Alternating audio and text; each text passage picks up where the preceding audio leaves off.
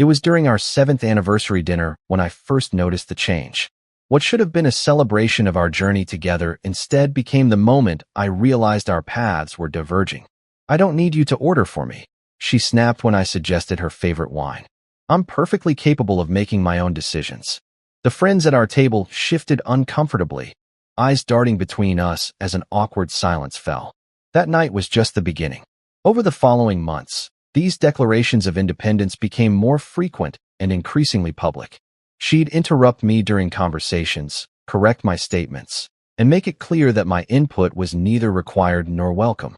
But nothing compared to that fateful dinner party last month that pushed me over the edge.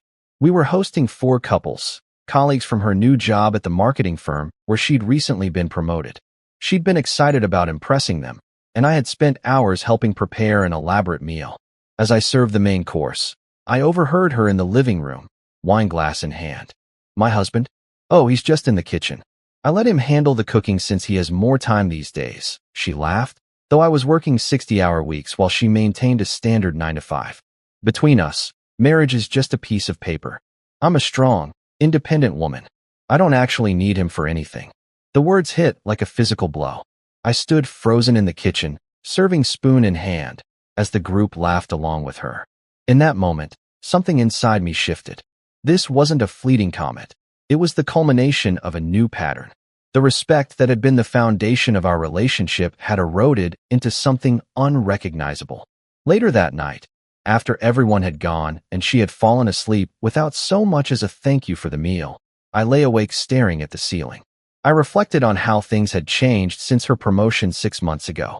The gratitude and partnership that had characterized our early years together had been replaced by a strange competitive edge.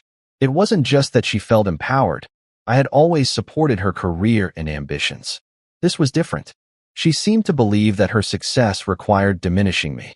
I thought about our shared finances, how my name was on most of the mortgage and car payments, how I covered our health insurance through my job, how I had supported her through graduate school just 3 years earlier. Despite her proclamations of independence, the reality was far more interconnected. The next morning over coffee, I attempted to discuss how her comments had made me feel. "You're being too sensitive," she dismissed, barely looking up from her phone. "It was just party talk. Besides, aren't you secure enough to handle a strong woman?" Before I could respond, she was already heading out the door, reminding me we needed groceries and that the credit card bill was due. That was the moment I knew. This wasn't a rough patch or a phase that would pass. The woman I had married, the partner who had once valued and respected our union, was gone. In her place stood someone who wanted all the benefits of our partnership while publicly disavowing its importance. I didn't make any dramatic announcements. I didn't slam doors or issue ultimatums. Instead, I slowly began to formulate a plan. If she truly believed herself completely independent from me, perhaps it was time she experienced what that actually meant. Not out of spite, but as a reality check we both seemed to need. The transformation had been gradual, almost imperceptible at first. 3 years ago, she would call me during lunch breaks just to hear my voice. We would spend evenings cooking together, planning our future, discussing our dreams. Back then, we were truly partners. Her victories were mine, and mine were hers. I remember clearly the night of her promotion. We celebrated with champagne on our rooftop balcony. She had tears in her eyes as she thanked me for supporting her through the long hours and stressful projects. "I couldn't have done this without you," she had said, her hands wrapped around mine. That was the last time I heard those words. Within weeks, our dynamic shifted. The first changes were subtle. She began declining my calls during the day, explaining she was too busy for chit-chat. Our evening conversations about her workday transformed from excited sharing to irritated sighs when I asked questions. "You wouldn't understand the pressure I'm under," became her standard response, despite my own executive position. Then came the financial indications. Despite her substantial raise, her contributions to our joint account remained unchanged. Meanwhile, expensive packages arrived daily: designer clothes, premium cosmetics, status symbols for her new office. When I gently mentioned the surge in spending, she bristled. "I earned this money. I deserve to enjoy it." Our social life underwent the most dramatic alteration. Friends we had known for years were gradually replaced by her new colleagues. People who knew nothing about me except what she chose to share. And what she shared, I discovered, was a carefully curated fiction. I was portrayed alternately as needy, professionally stagnant, or simply irrelevant. 6 weeks after the dinner party incident, I found myself sitting in our home office reviewing our accounts. The mortgage payment had just processed, completely from my personal funds, as had been the case for the past 3 months since she had forgotten to transfer her portion. Our joint credit card showed restaurant charges for lunches I hadn't attended, with tips that suggested she wasn't dining alone. That evening, she returned home late, bringing the distinct scent of unfamiliar cologne. Working dinner, she explained without my asking, kicking off her heels and heading straight for the shower. I said nothing, but made a mental note to check her calendar the next day. The following morning, after she left for work, I confirmed my suspicions. There had been no team dinner scheduled. This wasn't the first lie, but somehow it crystallized everything. This wasn't just about her newfound independence. It was about a fundamental breach of trust. I spent that afternoon making calls, first to a lawyer, then to a real estate agent, and finally to my bank. I wasn't acting out of impulse or emotion. This was the calculated response of someone who had spent months observing the deterioration of what had once been the most important relationship in his life. That weekend, while she was at a team-building retreat, according to her calendar, though her location app showed her at a lakeside resort known for its romantic accommodations, I opened a new bank account. I calculated exactly half of our joint assets and transferred that amount, not a penny more or less. I was fair, meticulously so. I wanted no one, including her, to claim I had acted dishonorably.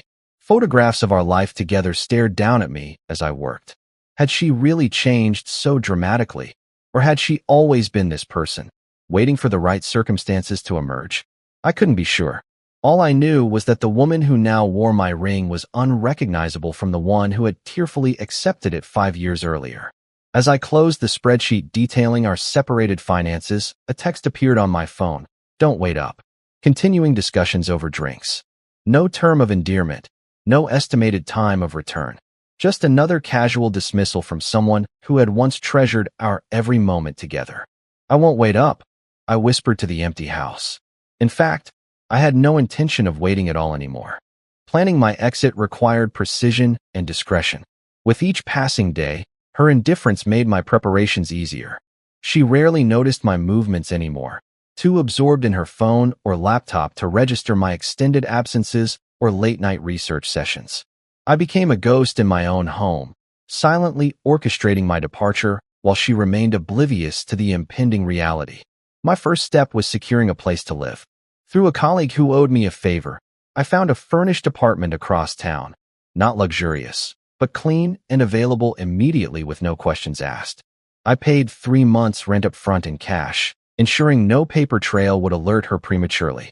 The keys felt heavy in my pocket, a tangible reminder that I was crossing a threshold from which there would be no return. Next came the legal consultation. The attorney listened patiently as I outlined our situation, nodding occasionally as I detailed the gradual dissolution of our partnership. This isn't uncommon, she said, arranging documents across her desk. But most people wait until the relationship becomes unbearable. I explained that I wasn't interested in drama or retribution, just a clean break that honored what our marriage had once been, not what it had become. The paperwork was straightforward.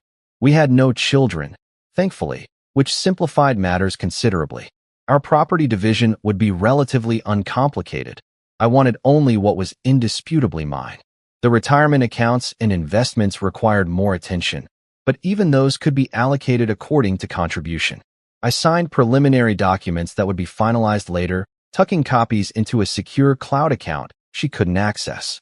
Financial separation proved the most intricate aspect. Over 3 weeks, I methodically transferred my direct deposits to a new account at a different bank. I maintained just enough in our joint accounts to avoid suspicion while ensuring I wouldn't leave myself vulnerable when I finally left. Credit cards were canceled and replaced. Automatic payments for my personal expenses were rerouted. I even set up a separate cell phone plan that would activate on my departure date. Throughout this process, her declarations of independence continued, each one reinforcing my resolve. During a weekend brunch with her new friends, she loudly proclaimed how she carried the relationship, while I just coasted.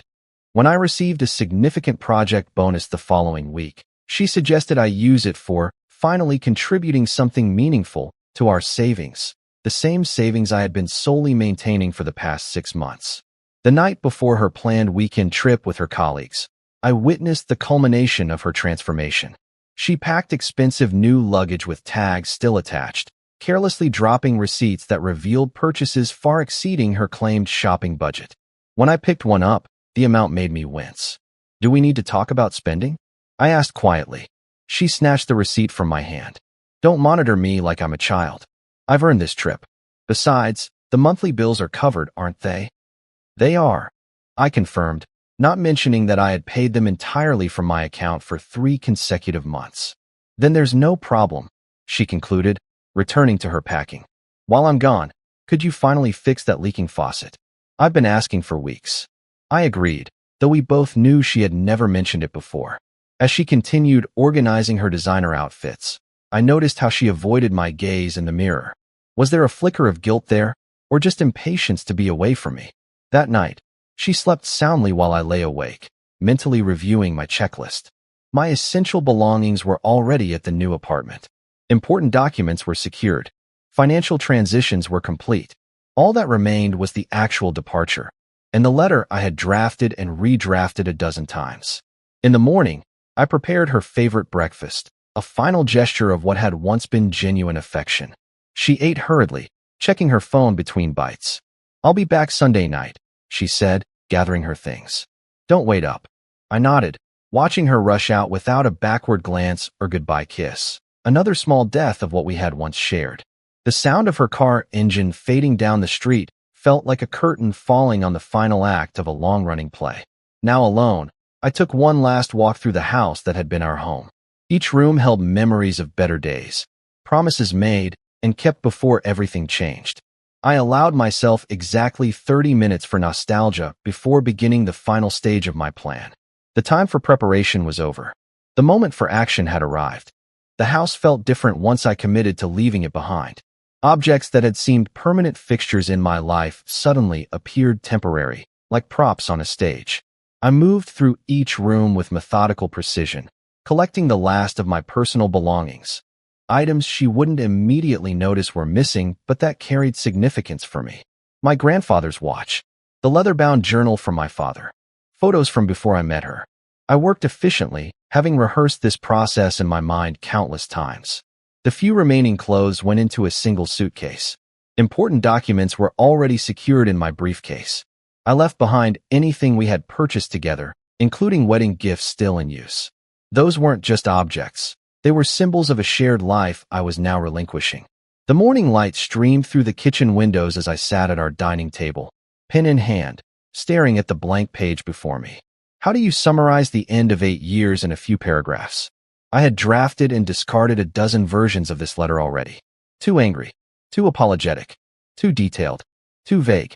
Finally, I wrote from a place of calm clarity.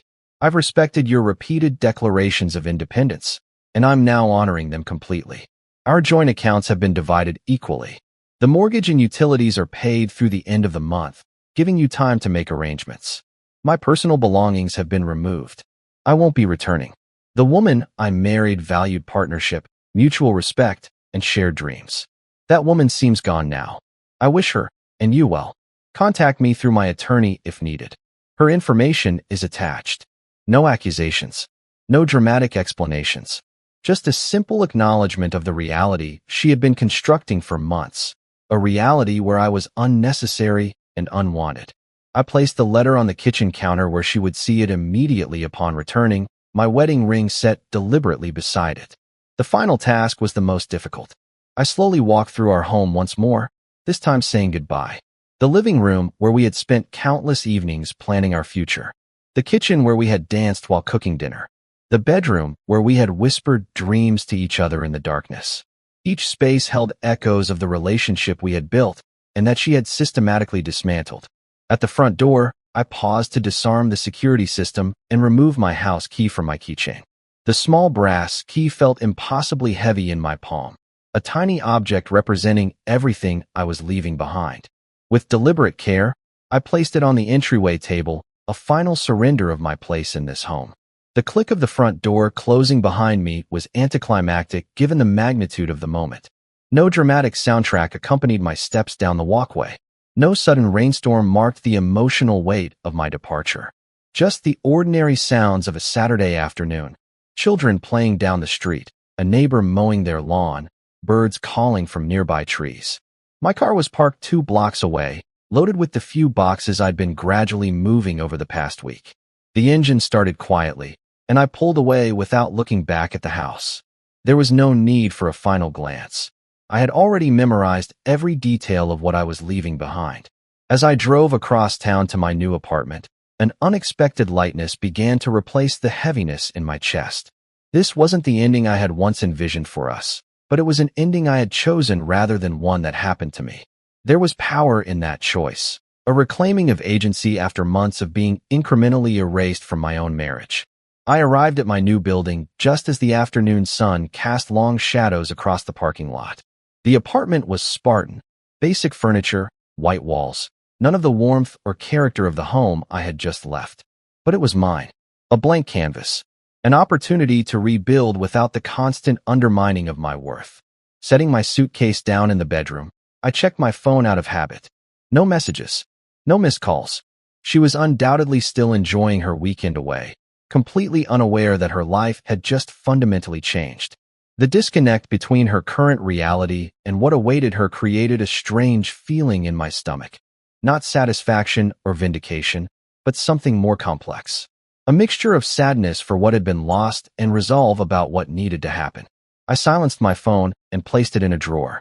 Whatever reaction came when she returned home tomorrow night, I wasn't going to witness it directly. The conversation we needed to have would happen eventually, but on different terms than before. No more dismissals. No more belittling. No more pretending we were still partners when we had clearly become strangers. As evening fell on my first night of this new chapter, I realized I had been holding my breath for months, waiting for something to change. Now I could finally exhale. The calls began Sunday evening at 6:42 p.m. I watched my phone light up repeatedly as her name flashed across the screen. 12 missed calls in the first hour alone. I had anticipated anger, confusion, perhaps even relief, but the frequency suggested panic. Between calls came text messages, their tone evolving rapidly. Is this some kind of joke? Where are you? Answer your phone. You can't just leave like this. We need to talk now. Please come home. We can work this out. I responded only once, a simple text. Please contact my attorney with any questions. Then I silenced notifications from her number. This wasn't callousness, it was self-preservation. Any direct communication would pull me back into the emotional vortex I had just escaped. Monday brought the financial reality. My attorney forwarded emails from her, first demanding access to our accounts, then expressing shock at discovering those accounts had been equitably divided. She had apparently gone to withdraw cash only to find exactly half of what she expected. Not cleaned out, not stolen, simply divided with mathematical precision. By Tuesday, her tone shifted from outrage to disbelief. I didn't think you were serious, she wrote in an email my attorney shared. This isn't like you. The irony wasn't lost on me. After months of treating me as inconsequential, she was suddenly an expert on my character and intentions. Wednesday delivered the first bills, automatically generated notices for the mortgage, utilities, and credit card payments that would now fall entirely to her. The careful financial architecture I had maintained for years, largely invisible to her despite her claims of handling the important stuff, was now exposed in its absence. A week into my departure, her mother called. I answered out of respect for the woman who had always been kind to me. She's a mess, her mother said without preamble. She didn't see this coming. That's the problem, I replied quietly. She stopped seeing me at all. The conversation was brief but illuminating. According to her mother, she had portrayed our marriage as perfect to her family, never mentioning her growing disdain for me or our partnership. The public persona of strong, independent woman apparently hadn't extended to familial honesty. 10 days after my departure, the first past due notice arrived at our former home. She forwarded it to my attorney with a single question. Is he going to let everything we built fall apart? My attorney's response was professionally crafted but essentially communicated. You built this reality where you didn't need him. now inhabit it fully. 2 weeks in, I received an unexpected package at my office. Apparently, she had tracked down my workplace. Inside was my wedding band with a note. "You forgot this." I placed the ring in my desk drawer, struck by her complete misunderstanding of my actions. The ring hadn't been forgotten. It had been deliberately left behind. The third week brought financial escalation. She had discovered that maintaining our lifestyle single-handedly was challenging on her salary alone, despite her promotion. The mortgage that had seemed reasonable when divided between two incomes now loomed large. The car payment she had insisted we could afford for her new luxury vehicle was suddenly burdensome. A mutual friend reached out, concerned. "She's telling everyone you abandoned her without warning," he said cautiously, "that you left her drowning in debt." I thanked him for the information but offered no counter-narrative. The truth would emerge organically through actions rather than words. 1 month after my departure, her lawyer contacted mine. The tone had shifted dramatically. She was now willing to discuss terms for an uncontested divorce. The independent woman who needed nothing from me was requesting temporary support while she adjusted to the new circumstances. My attorney advised we could offer a one-time settlement rather than ongoing payments. I agreed, specifying an amount that was fair but not excessive. 6 weeks in, I encountered her unexpectedly at our favorite coffee shop. She looked different, the carefully maintained appearance showing subtle signs of strain. Our eyes met briefly before she hurriedly gathered her things and left without ordering. Through the window, I watched her sit in her car for several minutes, head bowed over the steering wheel. That evening, a more subdued email arrived via my attorney. "I didn't understand what I was doing. I didn't see how I was treating you." For the first time since my departure, I felt a twinge of something beyond detached observation. Not regret for leaving, but sadness for what had been lost, a connection that had once been meaningful to both of us. The practical aftermath continued unfolding. She listed our house for sale, unable to maintain it alone. Her social media posts about embracing change and new beginnings contrasted sharply with the increasingly desperate financial inquiries coming through our attorneys. The independent life she had so confidently proclaimed her right and ability turned out to require more resources than anticipated. 2 months after walking away, I received the final confirmation of what I had suspected all along. The bills had arrived, and the strong, independent woman had discovered the true cost of standing entirely alone. 6 months passed like a slow exhale. The divorce was finalized with surprising efficiency. She had ultimately opted for the path of least resistance, accepting the equitable division I had proposed from the beginning. Our house sold, though for less than we had hoped. According to my attorney, she had moved to a small apartment across town and taken a different position at her company. Our lives, once intimately intertwined, now existed on separate planes. I settled into my new reality with unexpected ease. The apartment gradually transformed from a temporary shelter to an actual home. I reconnected with friends I had neglected during the difficult final months of my marriage. My work, no longer overshadowed by domestic tension, flourished. The heavy weight I had carried for so long, the constant effort to maintain a relationship with someone who no longer valued it, had lifted, allowing me to rediscover parts of myself that had been suppressed. One rainy Tuesday afternoon, I received a text from an unknown number. "It's me. Can we meet? Just to talk." I stared at the message for a long time, conflicting emotions surfacing. Curiosity, wariness, a faint echo of the connection we had once shared. After careful consideration, I agreed to a coffee at a neutral location. She arrived precisely on time, a trait I had always appreciated. The confident swagger that had characterized her final months in our marriage was gone, replaced by a more subdued demeanor. She looked well, but different. Her expensive designer clothes exchanged for simpler attire, her elaborate hairstyle now a more practical cut. "Thank you for coming," she said as we sat across from each other, steam rising from our cups. "I wasn't sure you would." "I wasn't either," I admitted. An awkward silence stretched between us before she spoke again. "I've been doing a lot of thinking. And therapy," she added with a self-conscious laugh. "Turns out there's a difference between actual independence and just pushing people away to prove something." I nodded but offered no easy absolution. The pain she had caused had been too substantial, too deliberate to dismiss with a simple acknowledgement. "My therapist asked me when things changed," she continued. When I started treating you that way. I couldn't pinpoint it at first, but eventually I realized it started after my promotion. She rotated her cup slowly. I was the only woman in senior leadership. They kept making comments about how I needed to be tougher, more assertive. Somehow that translated into believing I needed to reject anything that looked like interdependence, including our marriage. I observed quietly. Yes. Her eyes met mine directly. I confused being strong with being harsh, independence with isolation. She paused. I'm not asking for reconciliation. That ship has sailed, and I understand why. I just wanted you to know that I see it now, what I did, who I became. And I'm sorry. The apology hung in the air between us, sincere but unable to rewrite history. We talked for another hour, not about reconciliation but about closure. She shared that her independent woman identity had collapsed within weeks of my departure, forcing a painful reckoning with her interdependence on others, not just financially, but emotionally and practically. The colleagues who had applauded her dismissive comments about marriage had vanished when she needed actual support. As our conversation drew to a close, she hesitated before asking, "Are you seeing anyone?" "Yes," I replied. "Someone who values partnership rather than seeing it as weakness." I didn't elaborate further. My new relationship was still developing, characterized by mutual respect and appreciation, qualities I now recognized as non-negotiable.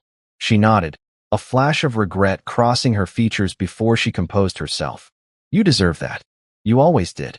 We parted without dramatic declarations or promises to stay in touch. Some chapters are meant to close completely. 3 weeks later, I received a small package, a book I had mentioned wanting to read during our coffee meeting, with a simple note. "Thank you for the lesson in true independence." It's not about needing no one. It's about being whole enough to choose interdependence wisely. The irony wasn't lost on me. Her journey toward genuine strength had begun only after she lost the partnership she had devalued. My own independence had been reclaimed not through grand declarations, but through the quiet dignity of walking away from someone who couldn't see my worth. As I placed the book on my shelf, I reflected on the strange symmetry of our story. She had proclaimed independence while desperately requiring support. I had sought partnership while ultimately finding freedom in solitude. We had both found what we needed, just not in the ways we had expected. The final piece of mail forwarded from our old address arrived the following week. A credit card statement addressed to her, marked "Past Due" in bold red letters. I returned it to the sender without opening it.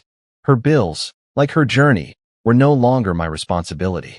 The strong, independent woman she had claimed to be was perhaps finally emerging, not through declarations or dismissals, but through the hard-earned wisdom that comes from facing the consequences of one's choices.